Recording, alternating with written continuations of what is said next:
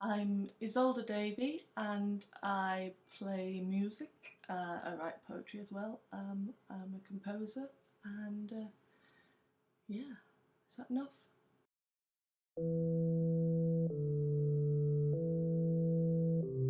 been playing music since I was a child and I started playing the guitar and the piano when I was about 7 and I've been playing them ever since. But I started playing wind instruments when I was about 12.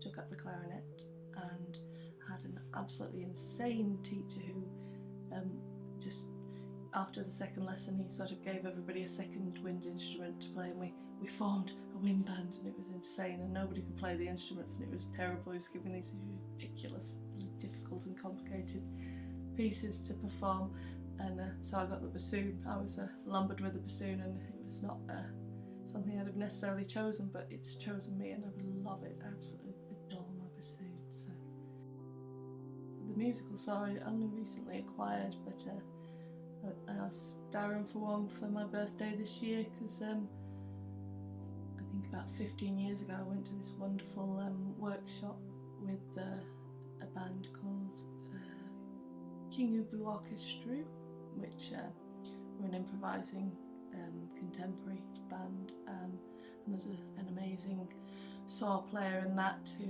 I think none of them spoke very good English, so it was all this communicating through improvised music, and we were the only two women, and we had this wonderful improvising play-off, I suppose, between us, this little intimate thing going on, her on the saw and me on the guitar, and I've wanted one ever since, and so I saw one on eBay and thought, oh, I'll have that for my birthday please Darren, and he got it me and I love it, it's great.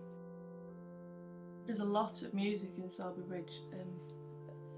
I know when I moved here there's a lot more jazz than there is now, which is a bit of a shame because I do like my jazz, but that certainly was very inspiring to be able to just saunter down to the Puzzle, for instance, and listen to some jazz on a Tuesday night.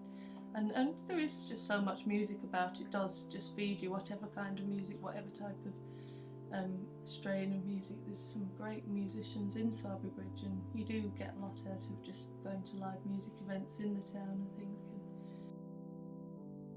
Initially I was interested, there was a buzz around the Fire and Water, and it made me realise there were more creative people around the town than I'd originally realised, and they're sort of coming together.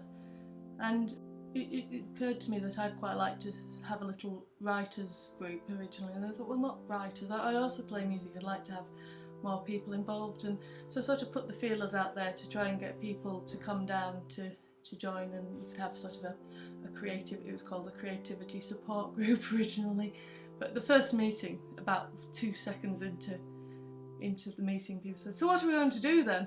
And so from then on the idea of the actual festival was born, because obviously it's all very well creating stuff in isolation, but stuff has to happen as a result of that, otherwise it's a bit meaningless really, isn't it?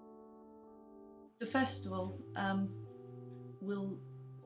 has definitely brought people together like never before. I think it's quite staggering. People keep saying, oh, you know, it's amazing how many people there are that it hadn't previously met or associated with creativity, or you know, oh, and hopefully there'll be opportunities for all sorts of collaboration in the future as well, and that we're laying a foundation of some sort of heritage of the festival and a community that hasn't previously existed, so it's really good.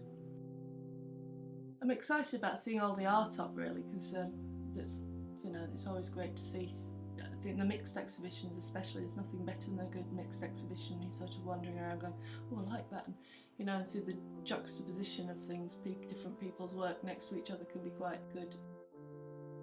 It'll be the first market in the evening. I think I've always really enjoyed sort of night markets, you know, the German markets sort of set that precedent of, and I think it will lend really well to this spot in Sowerby Bridge of, you know, and with it being art as well, I think it will look really great to have that all lit up and illuminated, and it's Christmassy, seasonal, isn't it? There's something nice about shopping in the dark with lights and prettiness, it puts you in the mood. Yeah, I'm excited about the Arts Trail because it'll be really great to have people wandering in and out of the shops and engaging in a way I think that people don't necessarily do with the smaller businesses in the town. And it's great to be able to align the creativity and the shopkeepers, because the shopkeepers work so hard and often for so little reward in this town. People seem to so often take the business elsewhere, and hopefully we'll be helping to support the businesses by doing the Arts Trail, as well as using their space to display the artists and various, you know, it's not just art, there's all sorts of bits and bobs going on. I'm also playing the musical saw in Thunderfix on the Wednesday Art Trail, which I'm really quite looking forward to sort of take the saw back into its habitat.